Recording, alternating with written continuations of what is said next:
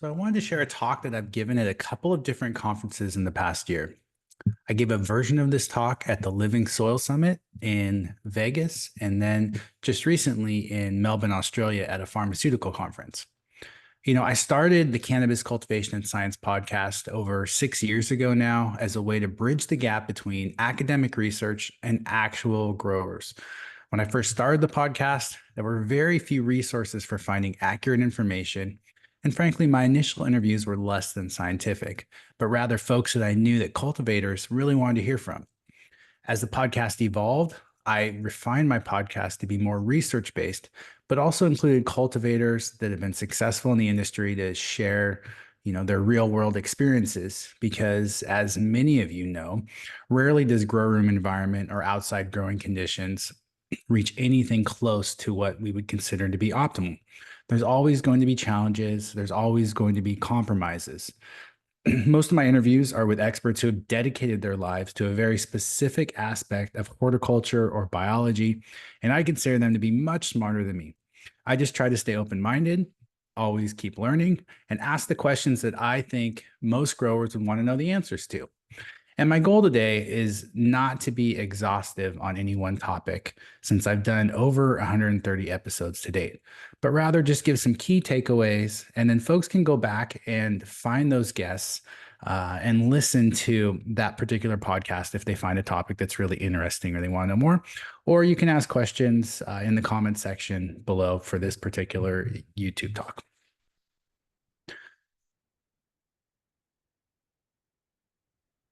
So starting off, I have to pay my respects to Clackamas Coot. I met him in the IC Organic Soil Forum.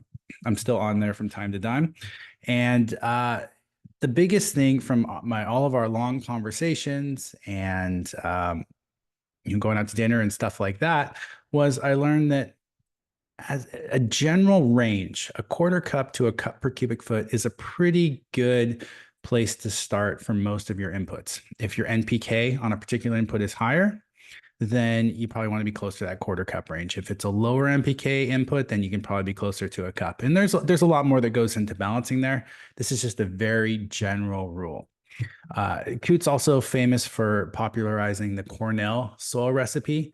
That recipe is essentially a third, a third, a third. So it's a third compost, a third peat moss, and a third pumice or perlite or whatever form of aeration that you have.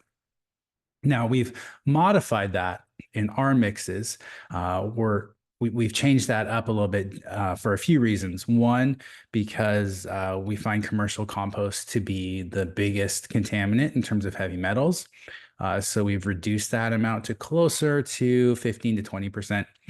We keep the aeration around 30%, and then we'll add in biochar and peat moss to make up the difference for our base mixes. But a lot of people are still running, what people call Coots mix and doing well with that. One thing that Coots talks about, though, is you don't have his mix because you don't have his earthworm castings. And essentially what he's saying here is you need to formulate around your compost. Your compost is going to be your biggest variable in determining your soil recipe. And that's one of the reasons that I don't really like online soil recipes, because everyone's using a different compost source. So really important that you know your compost source when you're going to come up with the recipe, because it may already be high in calcium. You don't need to add as much, or maybe high in potassium and you don't want as much, whatever nutrient we're talking about here. So that's where soil testing really comes in handy. And that leads me to my next guest, which was Steve Solomon. Steve, I had heard of Steve before I really got too far into the industry. Steve had written Gardening West of the Cascades, which was a really famous book here in the Puget Sound in the Northwest region.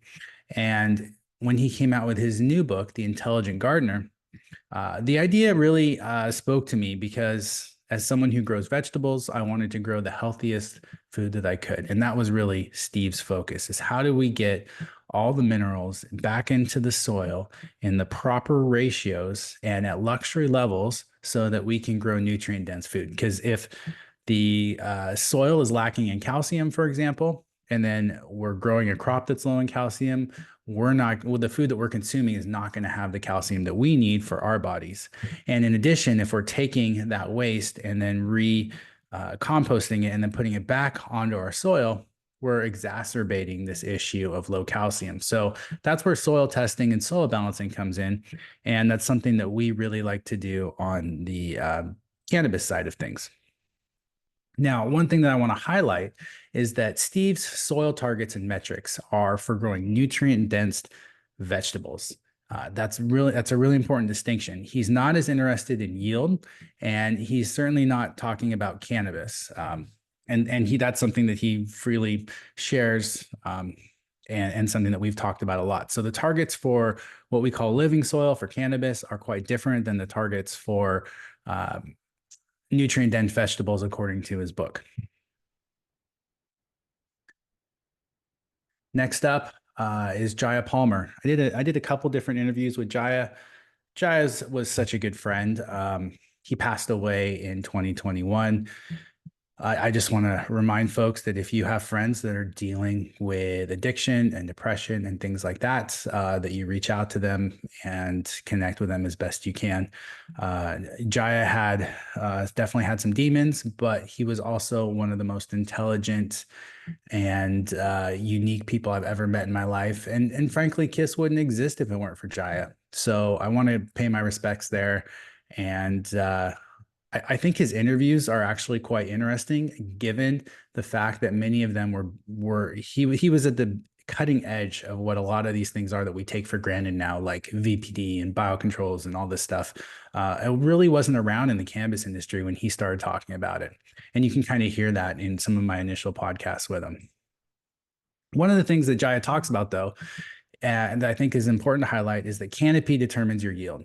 So whether you grow one plant and veg it for a long time to fill a 4x4 space, or we put 9 plants in that same space, if the canopies are approximately equal, your yield is going to be approximately equal. All other conditions the same. And I think that's something to think about when you're planting out your crop, depending on if you have number limitations based on the regulations in your area. The other thing that Jaya came up with was this. Initially, it was sort of an 80 to 120 MBAR for KISS soil. And that's a good starting number for most people growing in peat-based living soils. We've since modified this closer to 80 to 100. We want to be a little bit wetter. The lower the number, the wetter the soil is. We have some guys going as low as 60. So some people are going 60 to 80. But it's really important to try it out in your media and see what works best in your grow space. But that's a good starting point. And then one other thing that Jaya figured out was that communal planting has increased yield benefits. So I met Jaya one day. I was literally mixing soils in my parents' driveway when we had the compost tea business. And he stopped by to get some compost tea ingredients. And I just gave him some of the soil I was making. So try this out with your plants. Let me know what you think. I wasn't even growing cannabis at the time.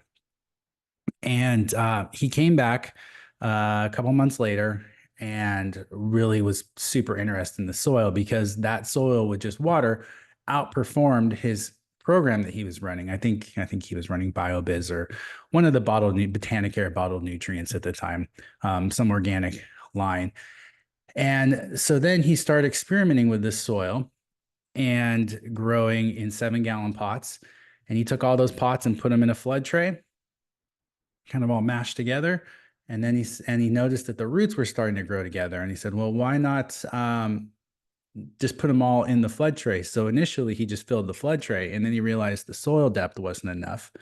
So then he increased the depth and started growing in essentially a raised bed with pond liner. And that was the most successful thing, because for those of you that grew up in states where it may not have been legal to grow, it was the sketchiest thing, trying to move soil out of your garage or out of your basement at 3 o'clock in the morning. Trying to do that was always sketchy. So if we could reuse the soil and just bring in nutrients to replace what was taken out by the plant, that was going to reduce risk and reduce labor and make everything simpler. And we've since modified this process to commercial facilities, but that's really where it all started. Okay, moving on. to the bug lady, Suzanne Wainwright Evans, dear friend of mine. She is the best entomologist, infield entomologist I'm aware of in the United States, maybe in the world. She works in ornamentals. She works in horticulture. She works in cannabis. She really knows her pests. And this is the stuff that she's taught me through our conversations. And I've done multiple podcasts with her, and I highly suggest you check them out. So, step one, it always begins with a positive ID. You need to know what the pest is because they can have different life cycles. And without understanding the pest, you really can't begin to develop a program for treating or managing the pest. And one of the other things that she highlights that I think is important to realize is that pests cannot develop a resistance to being eaten. This is important because when we apply chemical fertilizers over time, or even organic fertilizers, pests can develop a resistance to that. And if they survive due to that resistance, they're going to be more resistant to future applications. That's why we change our modes of application. So we're not constantly using the same pesticide over and over again. But when we use beneficial insects, that's not a concern. And they're working 24/7 for you in your room, getting to all the places that you may not have reached with your sprayer. So bringing in the right beneficials at the right time in the grow is huge. And then this one is one that most people know, but I just want to throw it out there as a reminder because when I first started spraying my plants with pesticides, like an oil-based spray, for example, and pesticides don't necessarily mean chemical pesticides. I'm also talking about things like neem oil, horticultural oils, sulfur, whatever, all of these things that we use in the organic side, they're still pesticides. You always want to apply them at the label rate. So I was thinking, okay, I'm going to be ecologically friendly. I'm going to apply my pesticide at the lowest rate I can because I don't want to be spraying pesticides anyway.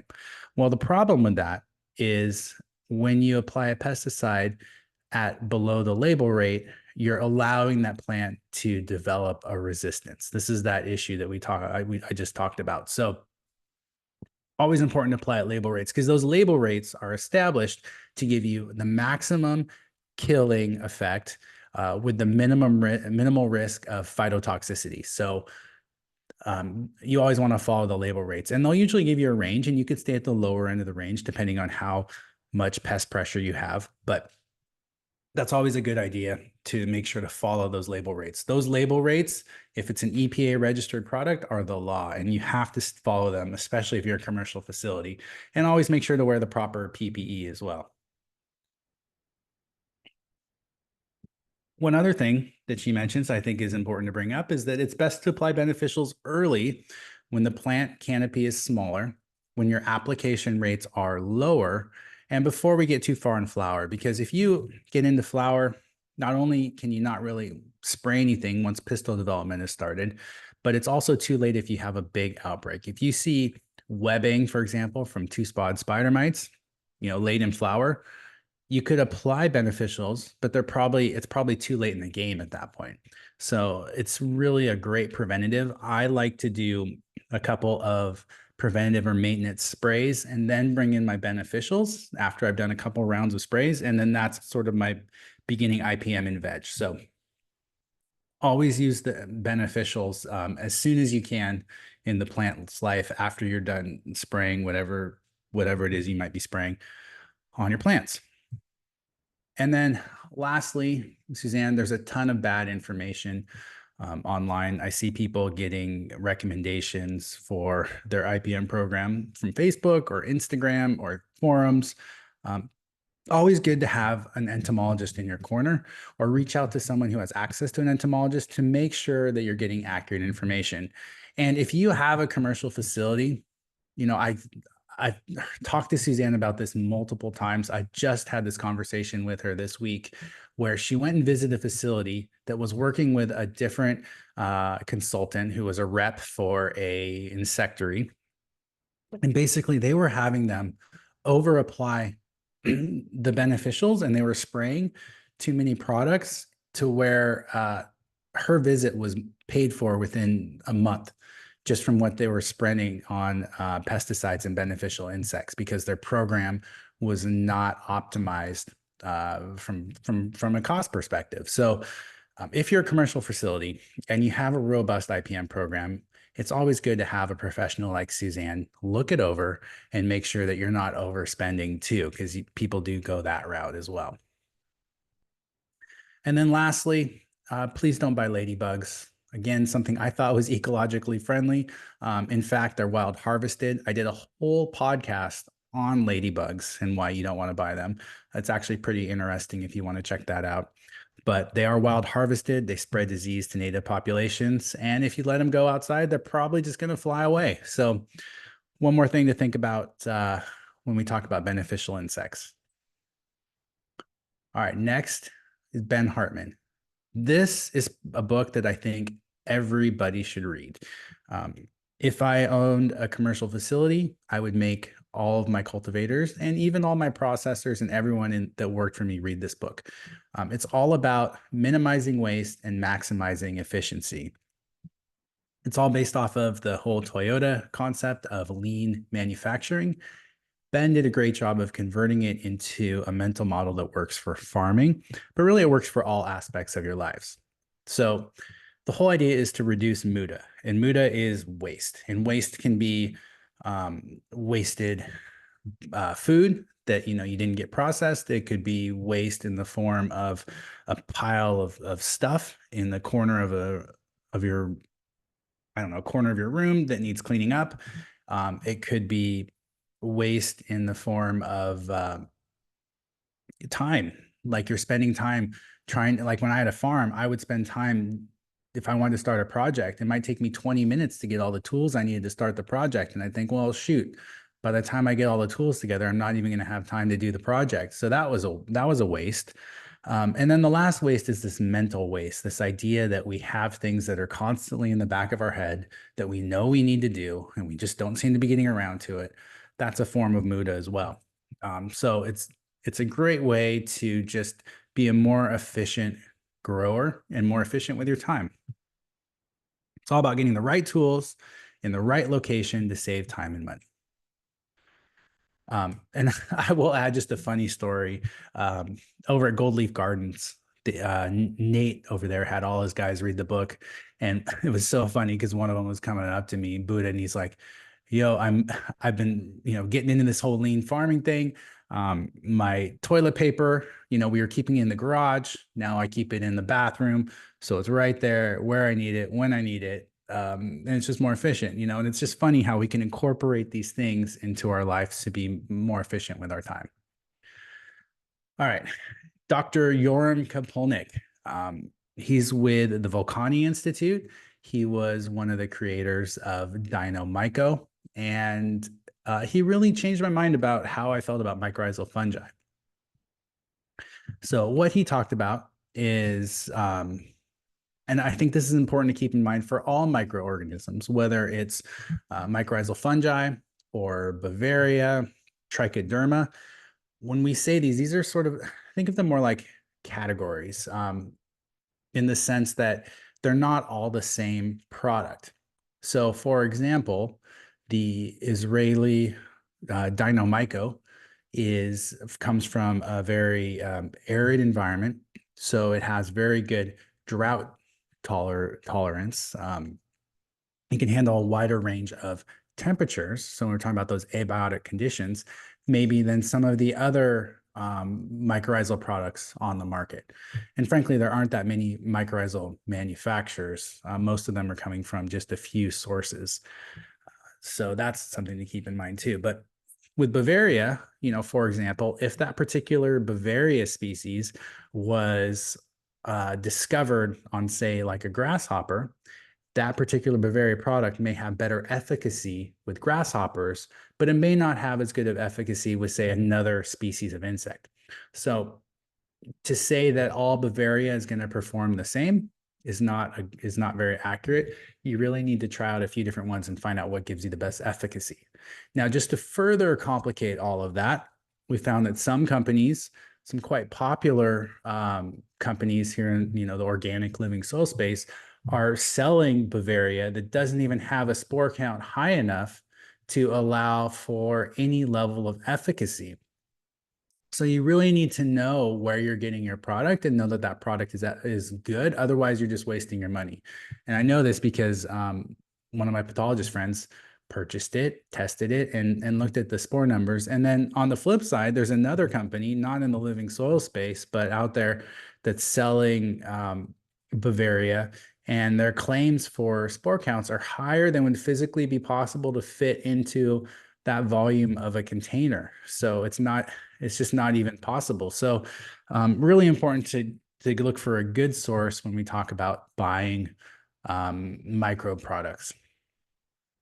And then one other thing that I wasn't really aware of was that mycorrhizal fungi and trichoderma can be symbiotic. A lot of products have them in there together, but trichoderma can be very aggressive. But what they found is that the certain species can work quite well with mycorrhizal fungi.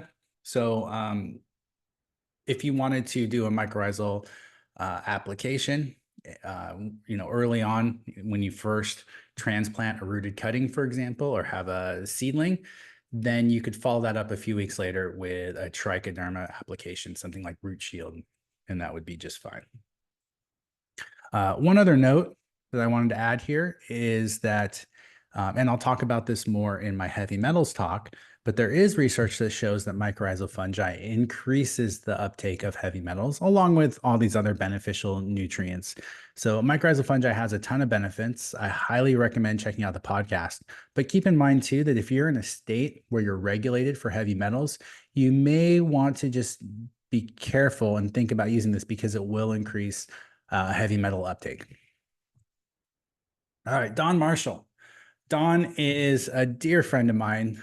He established the horticultural college at Lake Washington, and or the program there, and he ran it for like 30 or 40 years. I went back to school just to take his botany program prior to him retiring the last year before he retired, because he is the best educator. I'm so grateful to know him. And I'm working on putting together a botany class, an online botany class for folks so that people can take his course online here in the future. But one of the things Don talks about in his podcast I did with him, and I think this is interesting, and this is where it's important to understand the mechanism behind why plants do the things that they do, or what the mechanism of action is from a plant physiology perspective, because it's all about, in this case, root hair death. So root hair is where nutrient and water uptake occurs. And so if you are overwatering, you're going to be killing root hairs and potentially creating an environment that's going to be better for pathogen growth. If you're underwatering, you're also going to be killing root hairs. Now, these root hairs will regrow, but they will both give you a similar above ground display in terms of symptoms, because they both cause a reduction in nutrient uptake due to this root hair death, which I think is really interesting, because people look at a wilting plant and they just say, oh, that's underwatered. But in fact, it could be massively overwatered, because they're going to have same symptomatic conditions. And understanding why, I think, is really important. And one of the things that Don highlights is you need to be a detective in your grow. So you need to do this first thing in the morning, not at the end of the day after you've talked to 100 people and made a million decisions and you're tired. But right when you first go to your greenhouse or to go see your plants, you need to look around the room and see what's going on. What's my limiting factor of growth? And sometimes it's fertility, but people always assume it's fertility. It could very well be your irrigation, the way you're watering your plants. It could be CO2. It could be light intensity. All of these things all work together. And so what you need to do is always be thinking about what the limiting factor of growth is, because there's always something. And you just need to keep checking those off and keep improving things. So there's no reason, for example, to go buy a hype ferment or biological product if my limiting factor of growth is light or the way I'm watering. And if you do find that one of those, products makes a difference, then you have to go backwards and figure out why it made a difference. What was it addressing in terms of nutrients, in terms of biology, in terms of whatever aspect was limiting your plant's growth. So just always good to be a plant detective in that regard. And it's something that I always think about now when I approach plants in a new situation. Lee Brees. Lee does not work in cannabis either. He is a plant doctor, independent crop consultant. Sorry, as a doctorate in plant health. He works in agriculture, but I really loved his perspective and approach to plant health. So he loves soil testing, but he does it primarily to support what he's already seeing, feeling, and smelling in the field. For example, you can scoop up a handful of soil, you can smell those actinobacteria. You know what healthy soil smells like.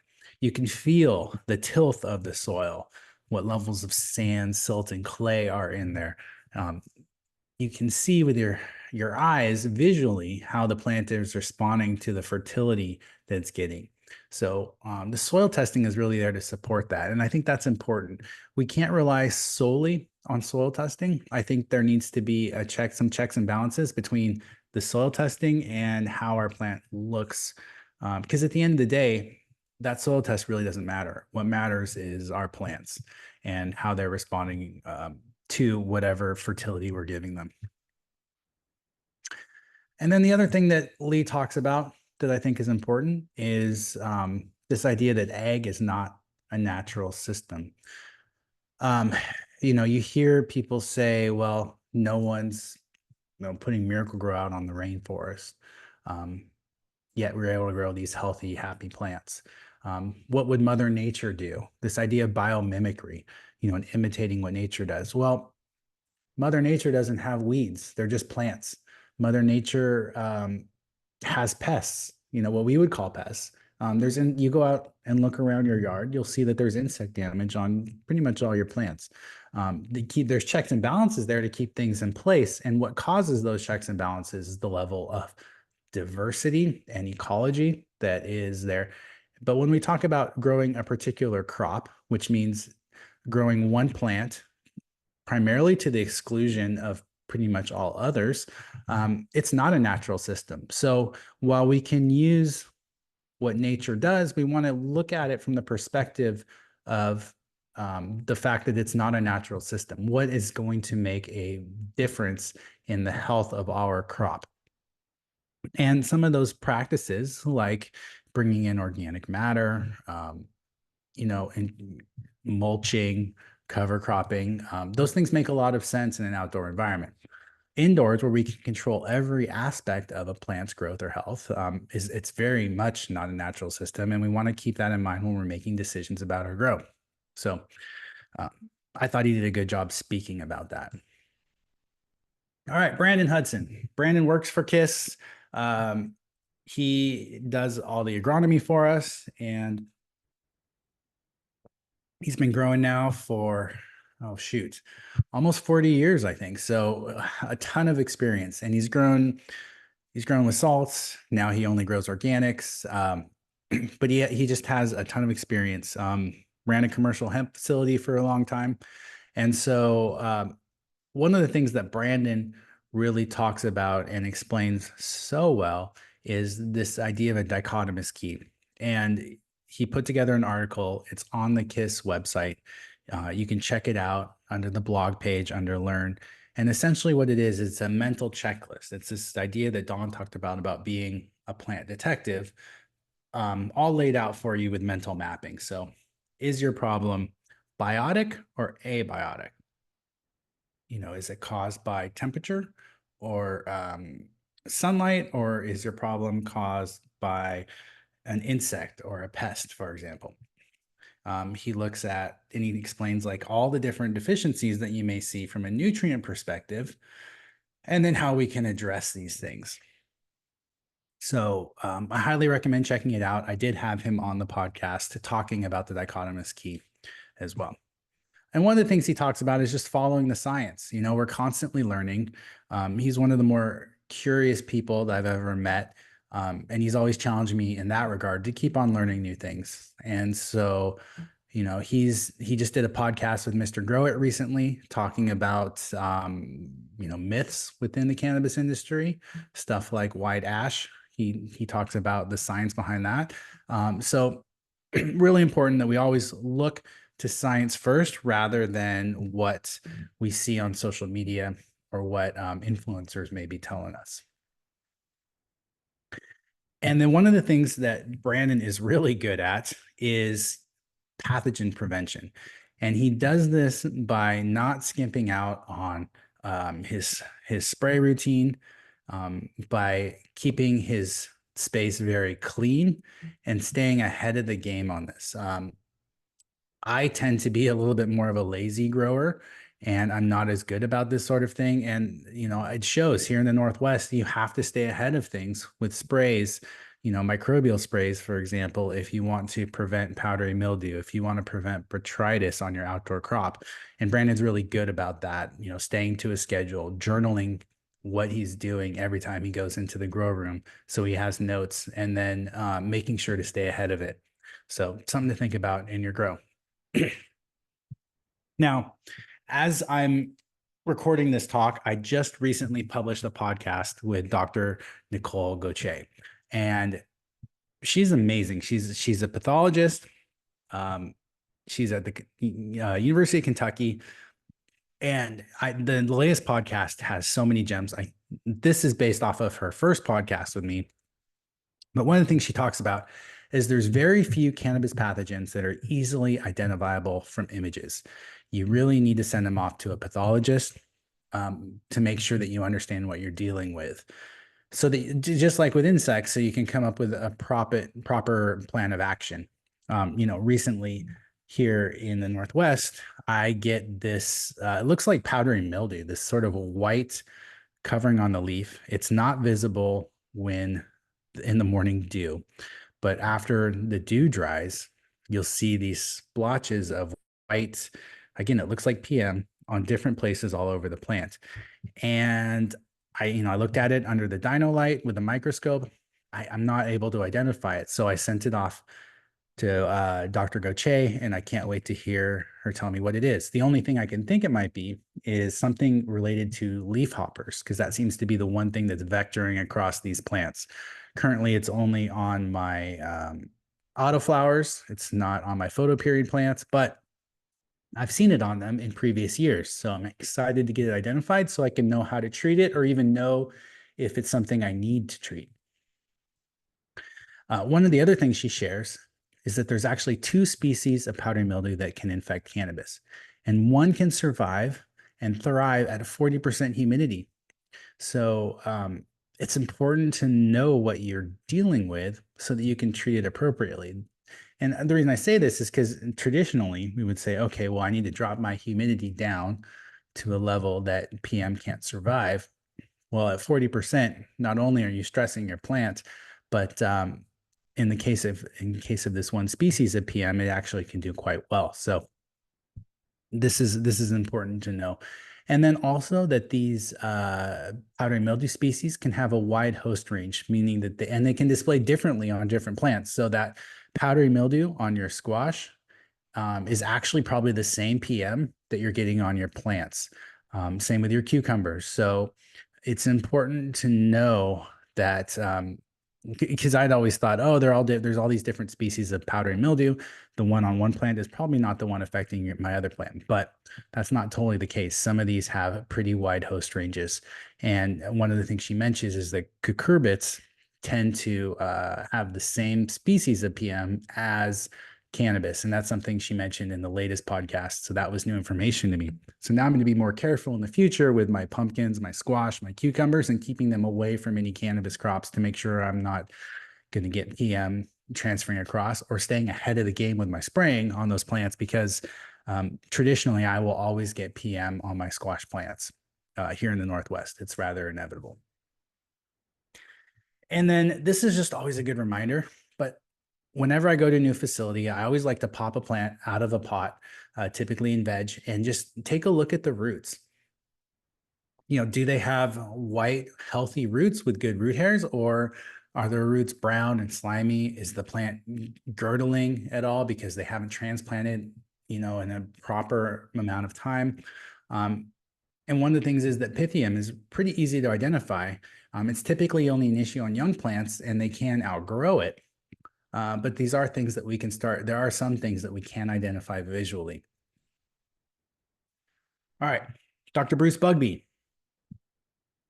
Now, this podcast, I did do a podcast with him, but some of this I'm going to share is new information that came from a podcast he did with Migro recently. And one of the things is we've known that cannabis is a highlight plant, similar to corn, but it can handle levels even higher. In the recent trials that he did, upwards of 2,300 ppfd, with yields continually increasing. Now, you have to take that with a caveat, because there are some lighting companies out there that are pushing more light, more light, more light, which is not a sustainable approach. One, because it's not good for our environment in terms of the amount of energy that we're using and having to create, but also because from an economic perspective, those yields may be slightly higher, but they're not increasing at a linear rate. So the yields go down as the light goes above. So the economic threshold where we want to be is around 1,200 to 1,300 ppfd. When we're supplementing CO2 at 1,200 parts per million, and everything is dialed in. And I think that's an important factor. I would tend to go even a little bit lower than this, because you have to remember, this is Bruce growing in a growth chamber. This is not a typical facility situation with living soil where we have a lot more variables going on. So I would tend to aim for 1,000 to 1,100 initially, and then you can always ramp up. But if you are running CO2, you do want to run higher ppfd. Now, if you aren't able to run CO2, let's say you have a home grow and it's just not feasible, then 800 to 1,000 ppfd is optimal when you're not supplementing CO2. And young plants can handle highlight too. This is something new that I haven't had a chance to really play around with, but he claims 1,000 ppfd in veg is fine with CO2 supplementation and will cut veg times down substantially, meaning we'll get a lot more growth. This is really interesting. I would caution people to work their way up to this. I wouldn't just throw plants under 1,000 ppfd in veg, but I think this is definitely worth exploring. As a side note, if you are interested in lighting at all, I've been working with a wonderful company that's a NASA spinoff. Their company name is BIOS. The website is BIOS Lighting. And I work with them with a lot of lighting proposals. So whether you need one light or 500 lights, we've worked with people on both sides of that. It's a wonderful light with a 7-year warranty. I think for the price, it's the best light in the industry, and it's what I use over in my grow at my house, and I'm very happy with it. So just want to throw that out there for anyone looking for lighting. Just hit me up. Bryant Mason.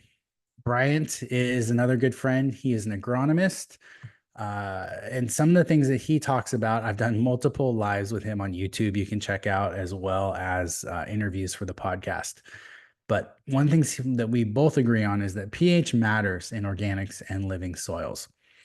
Fortunately, with organics and living soils, the pH will tend to fall into a range that's acceptable. Let's say 6.6 to 7.2. But if we can get that pH dialed into a good range, the plant's going to be able to put more of its energy into other things rather than pH management. So that's where we always want to start, with getting our pH into optimal ranges for plant health. And too low of a pH, frankly, can really increase your heavy metal uptake. Another thing that Bryant talks about, and Steve Solomons talked about this as well, is that gypsum has a very low solubility rating. So, and a very low salt index because of that soluble rating. So you can use a lot of it with very little risk. It's calcium sulfate, so it's giving you calcium and sulfur. It's not really impacting pH. And so it's one amendment that I think you can be very heavy-handed with and experiment with, because typically, if we don't get enough calcium into the plant early on in the plant's life and throughout all the way through flower, it's going to impact a variety of plant physiological functions and impact our yield and plant health dramatically. One of the things that Bryant talks about is nitrogen. So there's research that shows that maximum nitrogen use efficiency occurs when plants use various forms of nitrogen. So that means we want to try and think about, not just using one source for our nitrogen, but multiple sources. And then when you incorporate carbon-based nitrogen, it increases nitrogen efficiency. And what he's talking about there is things like anything with a meal at the end of it. So feather meal, fish meal, blood meal, all of those come with that carbon component in there, which will, again, increase that efficiency of nitrogen. Some one of the advantages we have as organic growers.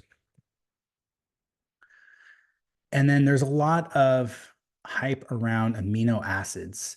You hear a lot of people say you need aminos, and they're typically derived from soy. One thing that Bryant points out is that all organic products, when we talk about these different meals, feather meal, fish meal, whatever, are either composed of or end up as amino acids. These are proteins. And fish meal, for example, is quite high in protein. So through the process of mineralization, we're getting those amino acids. So he's on the fence as to whether or not we need to purchase directly amino acid products, or if we can just continue to use these amendments because they're going to be mineralized into an amino acid form through the organic process anyway, through nutrient cycling. Dr. Wendy Zelner. This, along with Dr. Goce, probably my two favorite podcasts at the moment. Silicon is such a fascinating element. It's highly abundant and has a ton of different plant benefits. It mitigates plant stress, reduces heavy metal uptake. There was a study actually done by Dr. Nicole Goce, the pathologist, that found a 70% reduction in powdery mildew using wollastonite, which is calcium silicate. It increases your heat and drought resistance. It reduces salt stress, enhances UV tolerance, and reduces sodium and chloride uptake. It really is that miracle drug, that miracle fertilizer. It's the one thing that kind of meets all of those standards. And interestingly enough, when we talk about hyperaccumulators like cannabis or rice, for example,